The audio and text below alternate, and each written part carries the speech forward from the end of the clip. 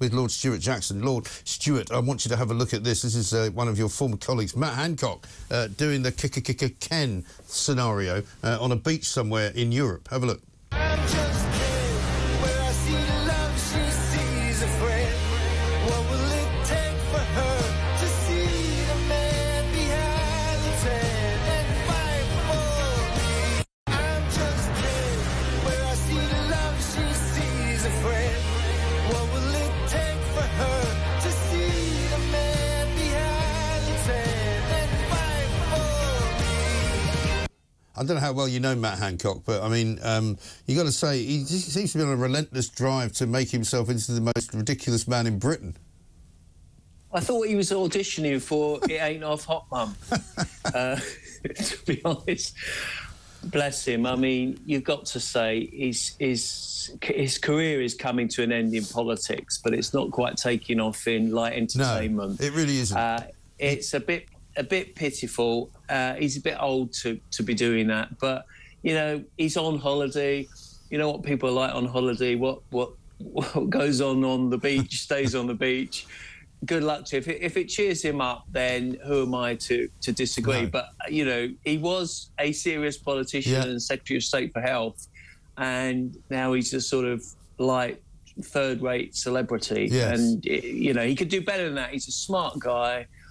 And I think he can make a contribution. He just but seems to probably have not sort of lost his way a little bit. You know, I think he's the only person in Britain who thinks he's interesting. You know, he's actually not that interesting. Go back to something a bit more serious, perhaps, and stop trying to be entertaining.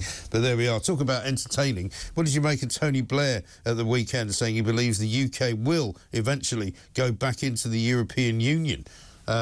People, of course, as you would expect, are loving the fact that poll after poll after poll seems to be showing people wanting to get back into it. But, of course, they would do that because that's what polling companies like to do, isn't it? Yeah, and obviously, when you haven't seen the benefits or the immediate benefits of Brexit, and there have been a number since 2016, or certainly since we left in 2021 fully, then people are going to be a little bit crotchety and a bit grumpy, and they're going to say, oh, actually, the grass is greener on the other side of the EU. My challenge to Tony Blair is, you know, make the case for us paying billions into the club, make the case for us having to rejoin the single currency and therefore take massive public sector budget cuts, make the case for an economically shrinking trading bloc as regards the rest of the world, make the case for a continuing immigration/refugee crisis, and make the case for a continuing democratic deficit, which is one of the reasons why we left the EU in the first place. Yeah. Now, if you can overcome all those obstacles and things like the rollout of the vaccines, which would not have been as quick under the European Union if we'd still been in the European Union, make that case to people. If you can win the arguments on those issues, and there were a lot of them, good luck to you. But I can't see it happening anytime soon. Well, all the things that people complain about and blame Brexit for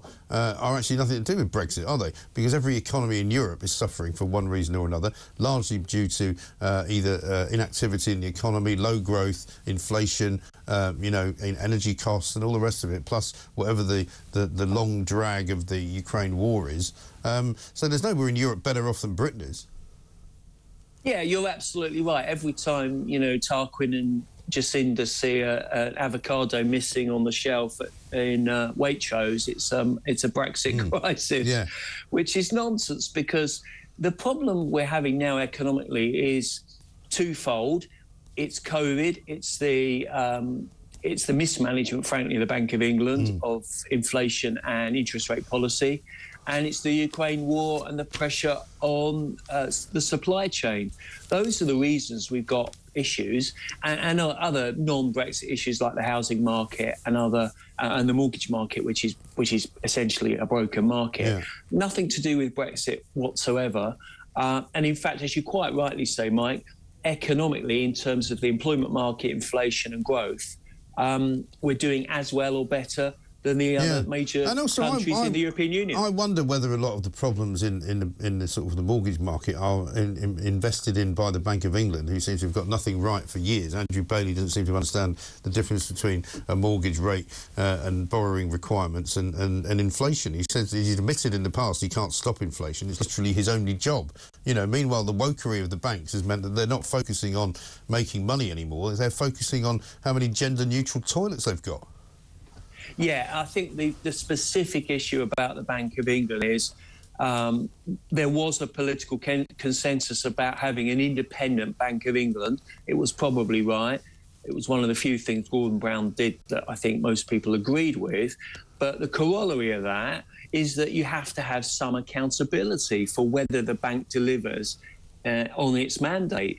And at the moment, I don't think there is that accountability. The bank seems to have got away with busting its 2% target, which it did establish, and not properly focusing on interest rate policy. It's now going to go over the top and push interest rates up. There's probably going to be another interest rate rise before Christmas, and that may well tip a potentially fragile economy slightly into recession. Yeah. You know, they tend to do the right things way too late, and I think that is the responsibility of the governor and the Bank of England more widely.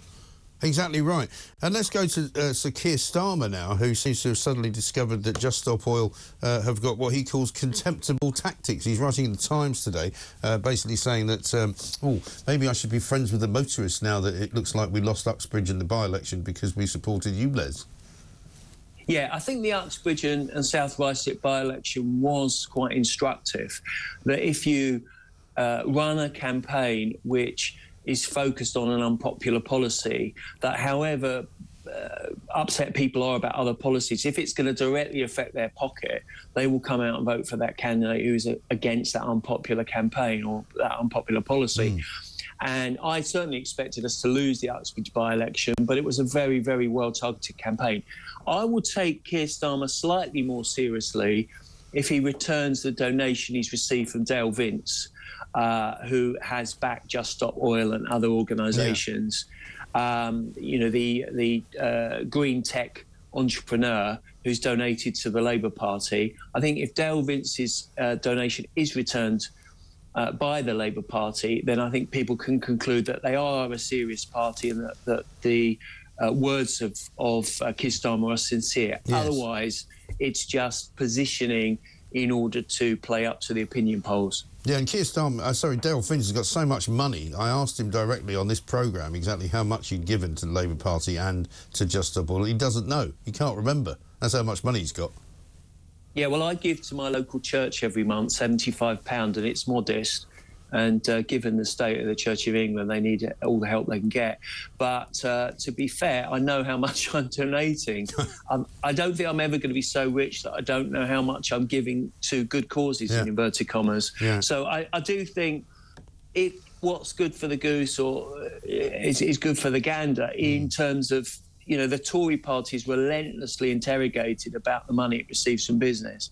I think Labour will begin to get the same scrutiny by the media because, you know, when they're receiving money from people like Dale Vince, people are right, perhaps, to conclude that has perhaps some influence on their policy.